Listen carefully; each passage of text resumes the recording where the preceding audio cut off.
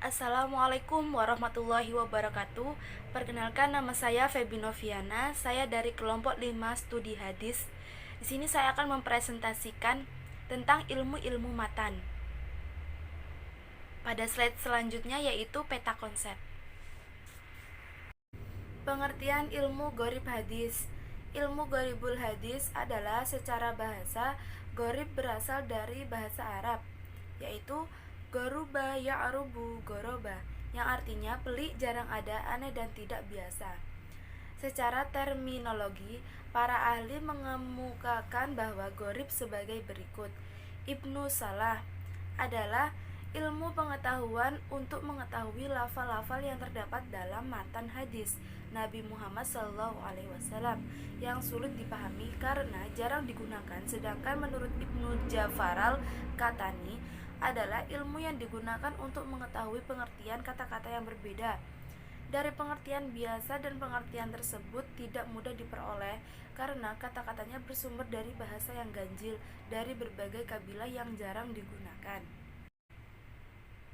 Pengertian ilmu nas wa mansukh hadis.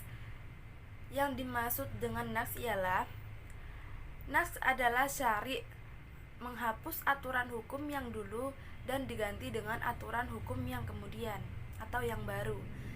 Nas menurut terminologi adalah mengangkat atau menghapus suatu hukum syariat dengan pesan tertentu atau khitab. Yang tidak termasuk di dalamnya adalah nas yang menjelaskan nas lain yang bersifat umum, hukum mubah yang menjadi hukum, dan khobar itu mengandung suatu kewajiban. Akan tetapi khobar itu disampaikan kepada orang yang belum menerima khobar tersebut sebelumnya, maka itu tidak dapat disebut dengan nas. Nas menurut syariat adalah keterkaitan antara suatu hukum dengan manusia yang menerima hukum tersebut. Oleh sebab itu, keringanan pelaksanaan sholat dari 50 rakaat menjadi 5 sholat wajib pada malam Isra tidak dapat disebut dengan nas, karena berita tentang 50 rakaat sholat tersebut belum sampai kepada manusia sebagai penerima hukum. Yang sampai kepada mereka adalah pelaksanaan 5 sholat wajib setelah diberi keringanan.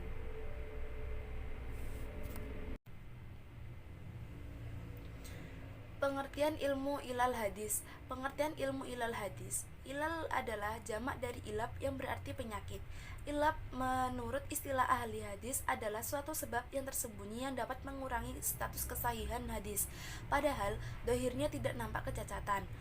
Sedangkan ilmu ilab hadis adalah ilmu yang menerapkan sebab-sebab tersembunyi dan tidak nyata yang dapat merusakkan hadis, seperti menyambung dan mengkhotbi,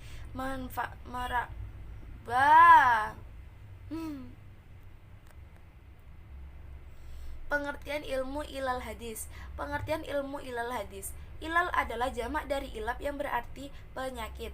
Ilab menurut istilah ahli hadis adalah suatu sebab yang tersembunyi yang dapat mengurangi suatu kesahihan hadis, padahal dohirnya tidak nampak kecacatan. Sedangkan ilmu ilal hadis adalah ilmu yang menerapkan sebab-sebab tersembunyi dan tidak nyata yang dapat merusakkan hadis, seperti menyambung yang munqati, memarfu'kan dan mauquf, memasukkan suatu hadis ke dalam hadis yang lain, menempatkan sanad dan matan yang bukan semestinya, dan yang serupa itu. Semuanya ini bila diketahui dapat merusakkan kesahihan hadis.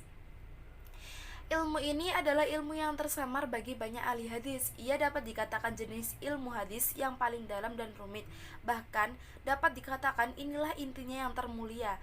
Tidak dapat diketahui penyakit-penyakit atau ilal melainkan oleh ulama yang mempunyai pengetahuan yang sempurna tentang martabat-martabat perawi dan mempunyai kemampuan yang kuat terhadap sanad dan matan-matan hadis. Ibnu Katsir berkata, yang dapat meneliti ilmu ini adalah para ulama yang ahli, yang dapat membedakan antara hadis sahih dan sakim atau sakit, yang lurus dan yang bengkok, sesuai tingkatan ilmu, kepandaian, dan ketelitian mereka terhadap jalan hadis, serta ketajaman perasaan pada keindahan lafal hadis Rasulullah yang tidak mungkin menyamai perkataan manusia.